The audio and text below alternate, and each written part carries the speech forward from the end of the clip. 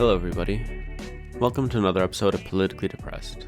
As always, I'm your host, Eamon McAdam. I think I've hit a new low. I think I've hit a new rock bottom. And I think it comes at a time where the war on Lebanon is constantly escalating and there's just no sign of it abating. There's talk of a ceasefire deal. Hochstein has been in and out of the country. But even if this ceasefire deal goes through, it is not really a ceasefire deal.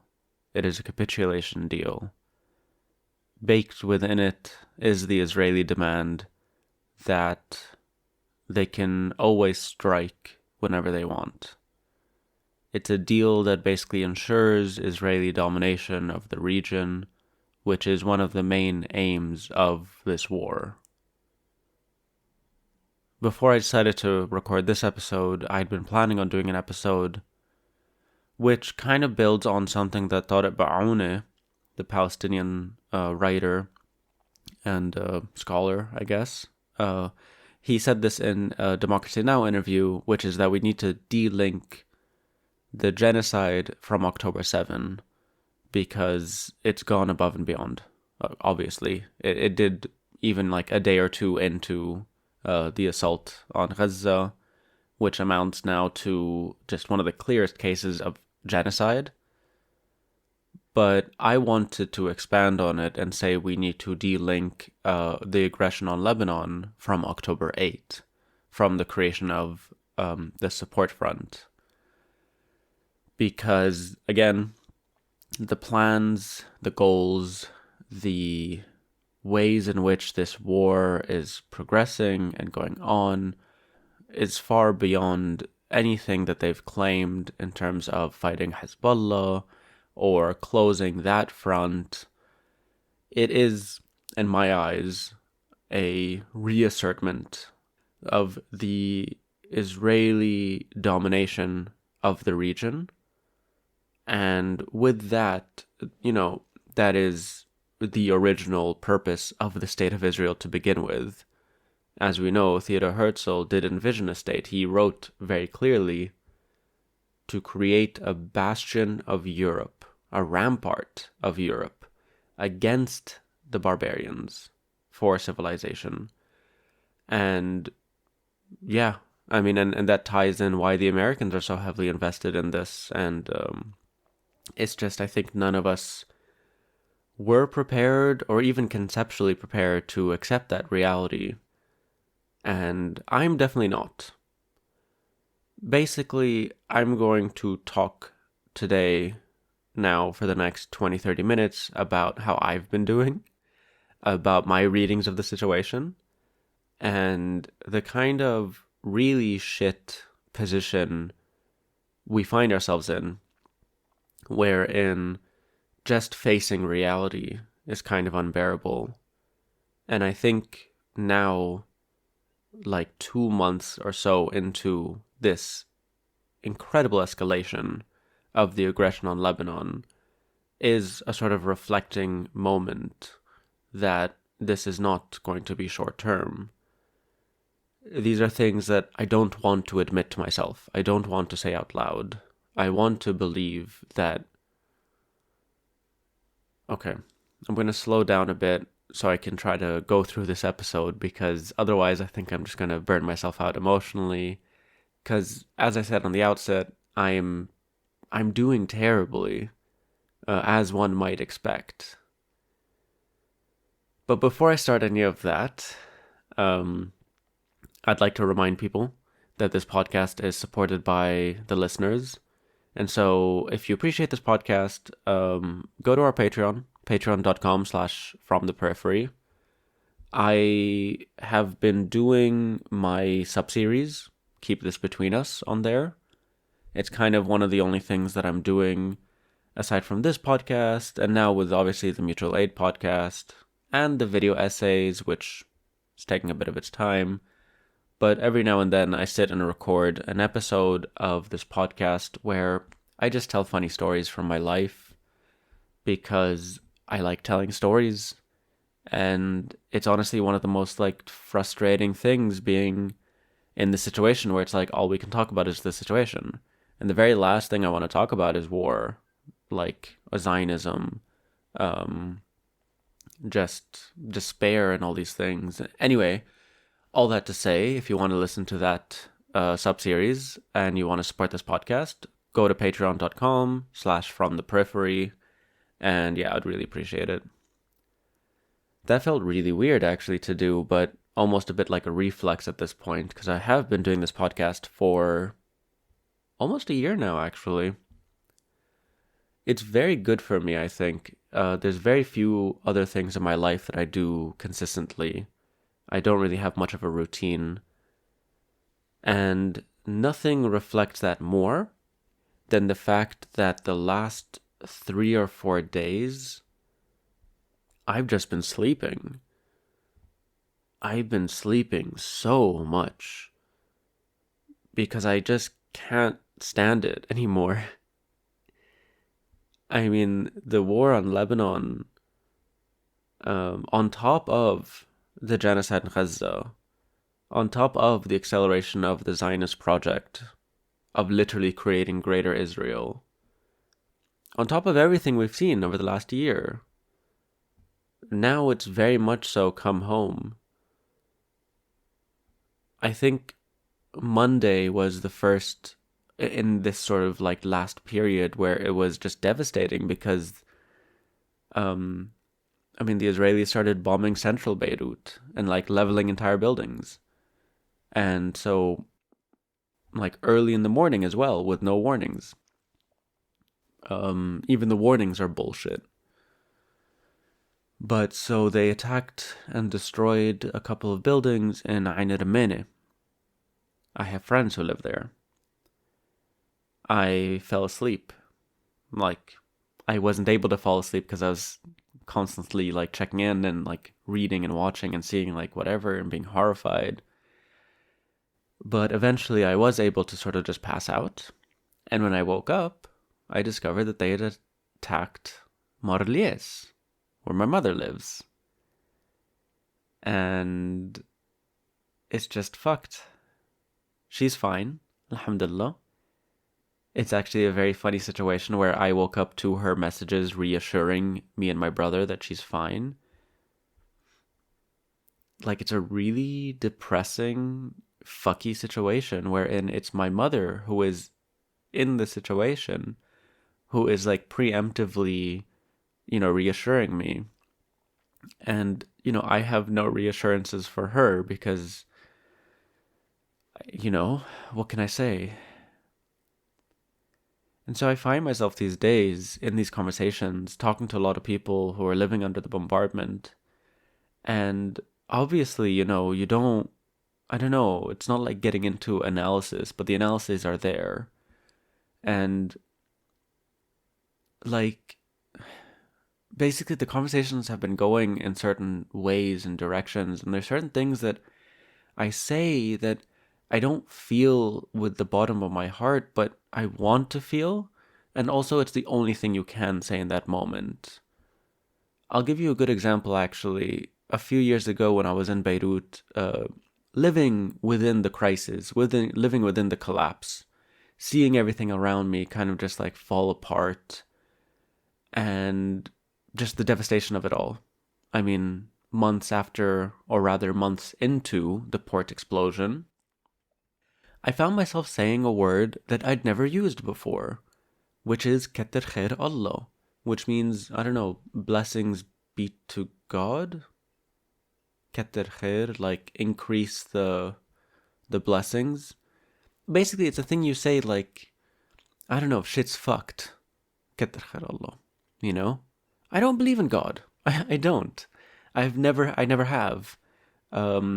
And definitely not like an interventionist God in that way, in that kind of very Abrahamic way. But I found myself saying it a lot and really believing it because there's nothing else to say in those moments.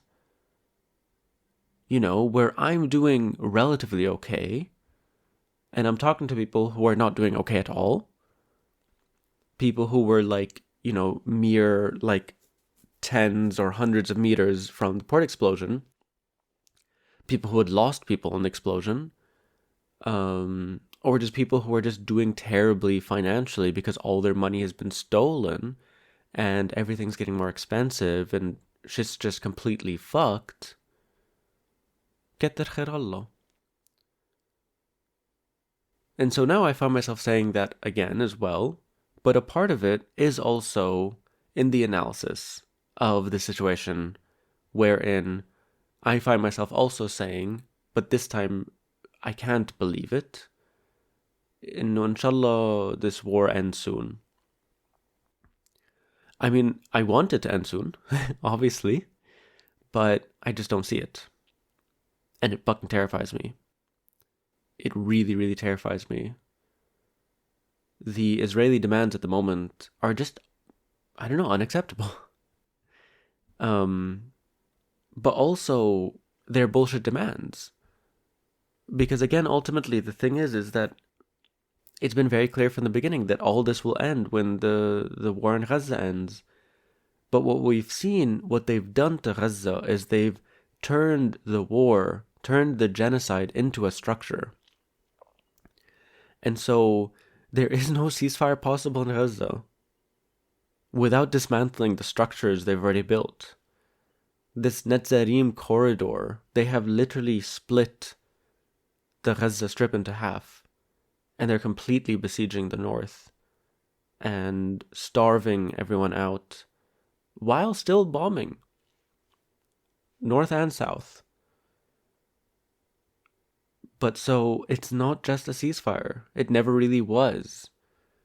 Because the fascism that has grown in the state of Israel, especially amongst these sort of politicians that Netanyahu has been courting over the last few years, has been building up to this.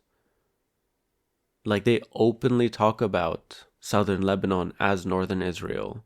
They openly talk about annexing the West Bank, about reoccupying the Gaza Strip. They are literally doing these things already. And international law and any so-called peace treaties that they've signed, be damned. I mean, they're in violation of their peace treaty with Egypt by occupying the Rafah crossing, the so-called Philadelphia corridor, the entirety of the corridor. Sisi's not going to do shit because Sisi just got bailed out by the European Union and he's fine. And meanwhile, basically, what the state of Israel wants, what the imperialist powers want, is control over the region. This is true since the end of the First World War. And we're seeing this like hideous manifestation of it, this accelerated manifestation of it, at a time that it's kind of untenable. And so it's either places that they directly control, or then these peace treaties with neighboring despotic, authoritarian regimes. And they have to be despotic because the populations would not accept what they are doing on their behalf. You know? Sisi and Egypt have to be ruled by an authoritarian asshole so that he can clamp down on the 95% of the population who stand with the Palestinian people. And so the plan for the region is terrifying from purely just thinking about it from the Western imperialist perspective and planning. This is nothing to say about all the other players involved in the region, and like that none of them really constitute opposition. They are competing imperialist forces. And so it's a really fucking grim image. And so the last few days I found myself waking up, trying not to read the news, but, you know, talking to my friends is reading the news. Talking to my mom is reading the news. Checking in on my comrades back home is reading the news. And then, I don't know, a lot of the work I've been doing, the only work that I can do is engaging in the news, engaging in the situation. And lately, I just can't handle it. I have just been sleeping. I've basically been a bit like comatose for the last 3 or 4 days.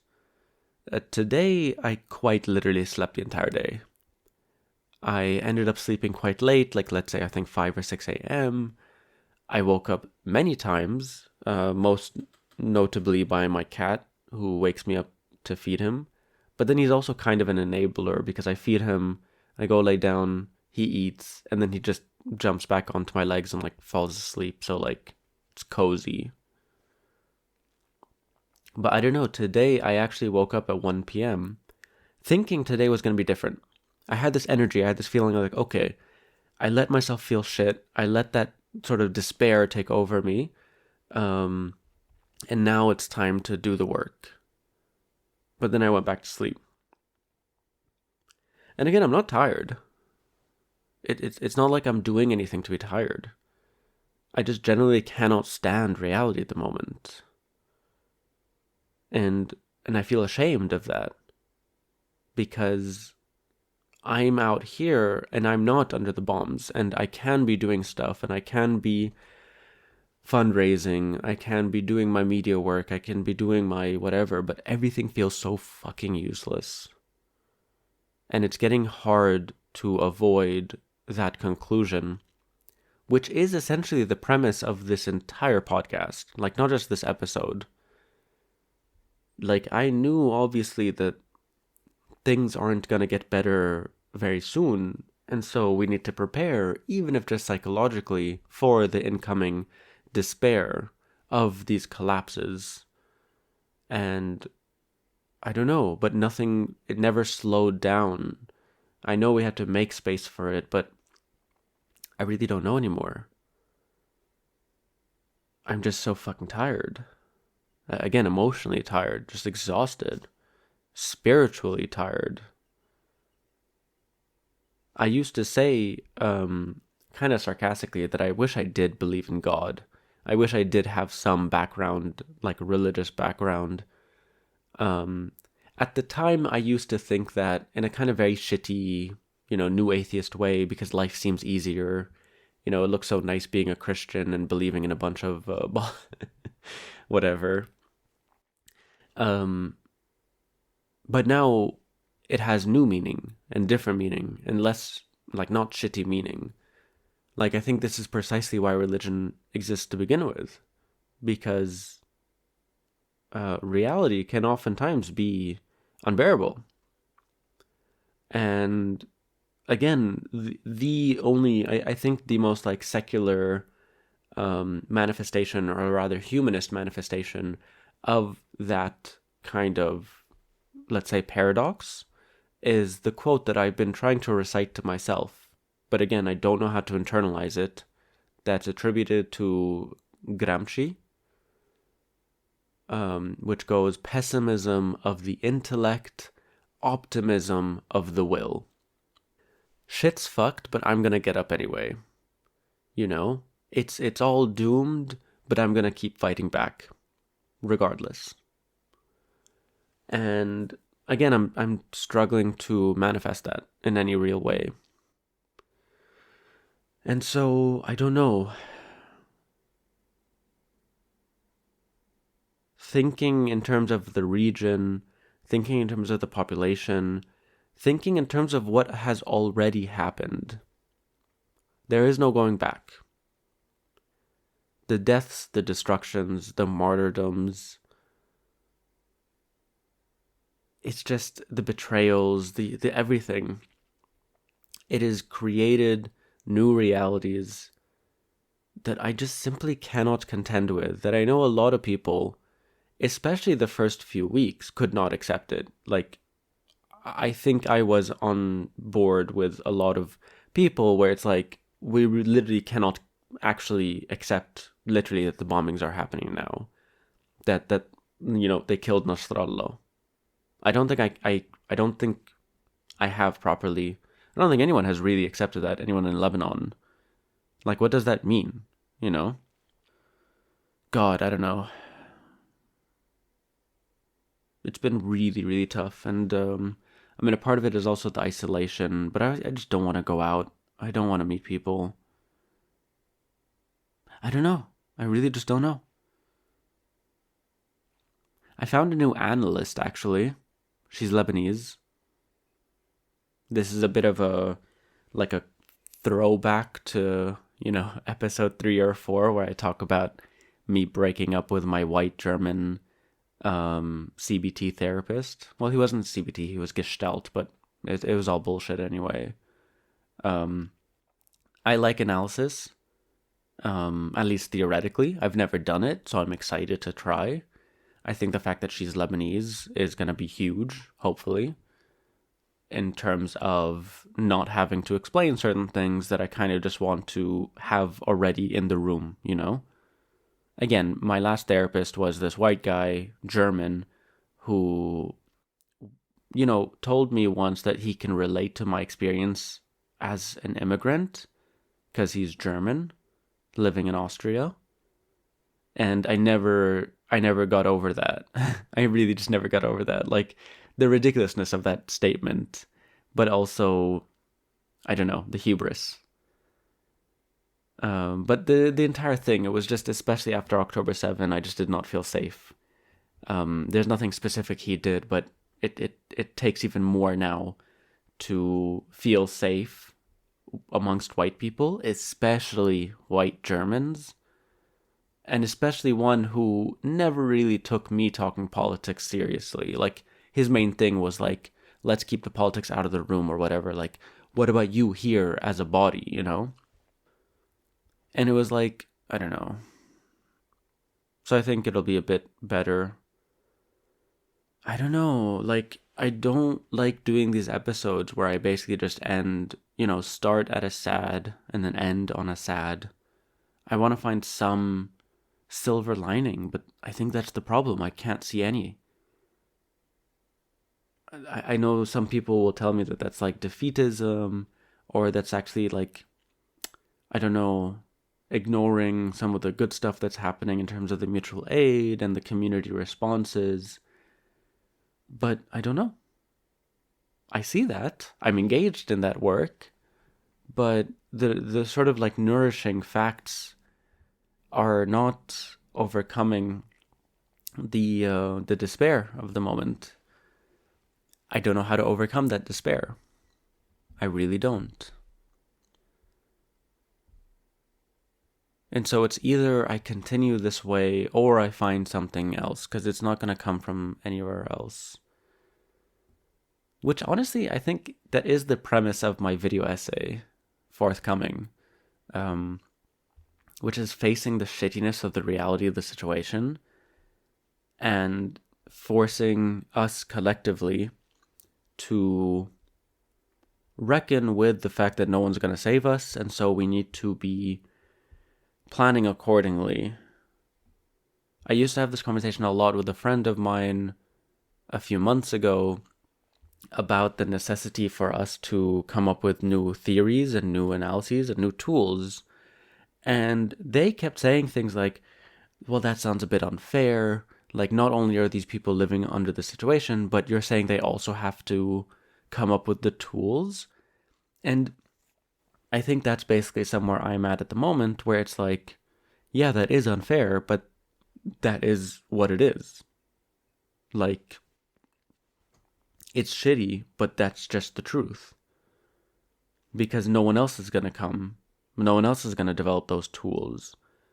No one's going to come to me tomorrow and say, oh, you're like this? Okay, how about try this?